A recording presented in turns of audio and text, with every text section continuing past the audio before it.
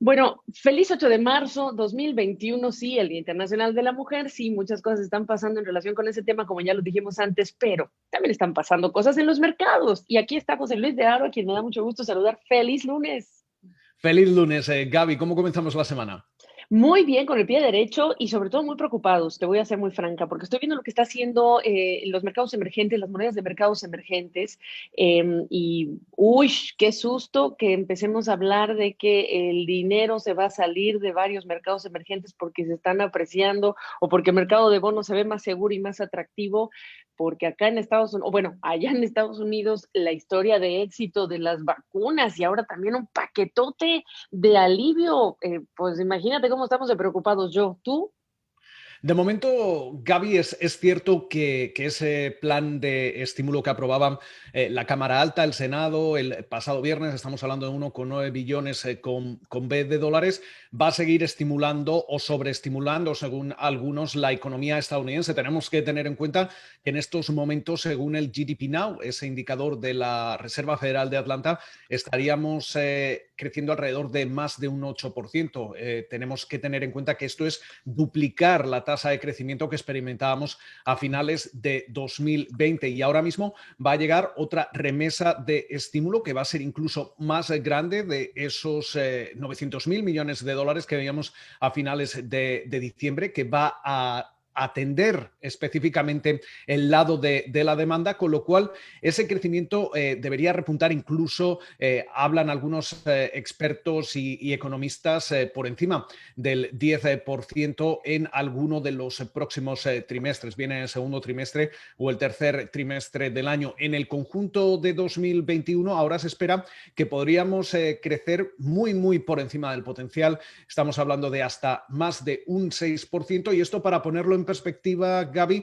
sería crecer incluso más que China, algo que no ha ocurrido en mucho tiempo aquí en Estados Unidos. Y todo ello lo que hace es que básicamente los inversores vuelvan a mirar aquí al mercado estadounidense. Lo estamos viendo sobre todo también en el flujo de dinero que está llegando a la renta variable, a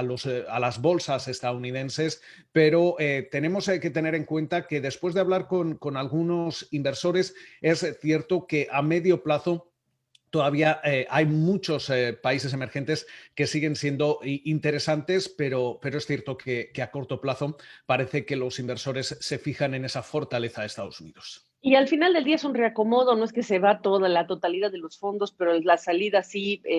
hay temores de que esa salida nos genere un nuevo capítulo en estas crisis que, como tú sabes, no queremos que esta historia sea una historia sobre el tema crediticio, que es lo que ha tratado de evitar la Reserva Federal en el mundo, ¿no? Cuando llegó la pandemia, la Fed no quería ni los bancos centrales que fuera un tema de asuntos crediticios, queremos que sea un tema de asuntos de alivio y recuperación, pero no sé cuánto vamos a empezar a preocuparnos por ese tema crediticio, José Luis, y sobre todo en una semana en la que, si no mal recuerdo, estamos pendientes de lo que pase con el Banco Central Europeo. Completamente, Gaby, y creo que lo has definido muy bien. Con todos los inversores, economistas con los que hemos hablado durante las últimas semanas y los últimos meses, especialmente podemos mencionar, por ejemplo, a Carmen Reinhardt, la economista jefa del Banco Mundial, o varios premios Nobel como Mike Spence, todos ellos, o el profesor de la Universidad de Harvard, Kenneth Rogoff, todos ellos indican en que en estos momentos, todos los planes de alivio que se han aplicado, tanto por parte de la Reserva Federal o de los bancos centrales del lado monetario, como del lado fiscal por parte de los gobiernos, lo que han hecho ha sido congelar el momento. Es decir, que toda la situación no empeore mucho más de lo que podría haber empeorado si no se hubiese ayudado sobre todo ese factor de la demanda. Por eso hemos visto pagos directos a los contribuyentes, por eso hemos visto medidas para proteger las nóminas de las pequeñas empresas, de grandes sectores como podrían ser las aerolíneas, pero todavía queda la segunda pata, por así decirlo, de esta pandemia y de esta crisis económica, que es lo que podríamos decir como reparación. Es decir, qué compañías realmente después de que se acaben esas ayudas van a ser rentables, no rentables, cuáles van a tener que cerrar indefinidamente, cuáles no, qué compañías deberían recibir ayudas por parte bien del gobierno o por parte del sector privado para seguir abiertas debido a que sus operaciones realmente son sostenibles. Todo ello se va a dejar notar una vez que hayamos pasado esta primera parte, que todavía estamos en ella a medida que seguimos con las vacunas y demás. Pero esto va a ser importante porque es a partir de ahí cuando podríamos ver cierto repunte en los impagos, cierto repunte en las quiebras, etcétera, etcétera. Y eso hay que manejarlo con mucho cuidado precisamente para no generar, como comentabas, una crisis del lado del crédito, lo que sería una crisis financiera. Y mientras tanto, hablando del Banco Central Europeo, tenemos que estar muy atentos a las palabras de su presidenta, Christine Lagarde, en un momento en el que hemos visto cómo, al contrario de lo que está ocurriendo aquí en Estados Unidos, la eurozona sigue sufriendo todavía ese fatiga, por así decirlo, tanto en términos económicos como en términos de distribución de las vacunas. Y esto es importante porque cada vez que cuando más tiempo pase sin alcanzar cierta distribución importante de las vacunas para intentar buscar esa inmunidad y poder reabrir lo antes posible la economía en su totalidad, pues todo ello puede ir generando más y más problemas a la economía en el medio y largo plazo. Y eso es el gran problema y esas son las grandes dudas de cuánto las cosas que estamos viendo ahorita se llegan a quedarse, cuánto no,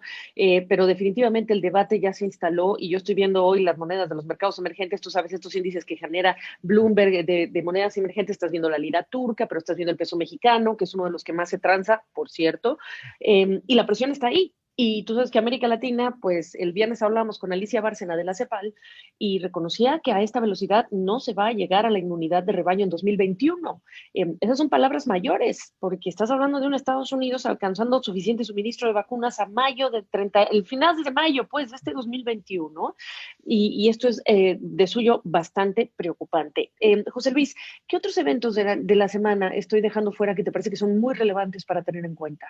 Básicamente, Gaby, para mí en estos momentos seguir muy de cerca la evolución del rendimiento del bono americano a 10 años. Seguimos viendo turbulencias dentro del mercado de renta fija que además se están trasladando a la renta variable y va a ser muy interesante el seguir viendo cómo los inversores van a digerir en estos momentos la llegada de más estímulos, la posibilidad de ver un repunte de la inflación y sobre todo ya hemos entrado dentro de ese quiet period, de ese periodo de silencio por parte de la Reserva Federal, dado que la semana que viene vamos a tener reunión de política monetaria. Además va a venir acompañada de una actualización de las previsiones y las perspectivas económicas y el mercado va a comenzar realmente a mentalizarse de ver qué es lo que Powell y los altos funcionarios de la Fed tienen en mente para intentar controlar esta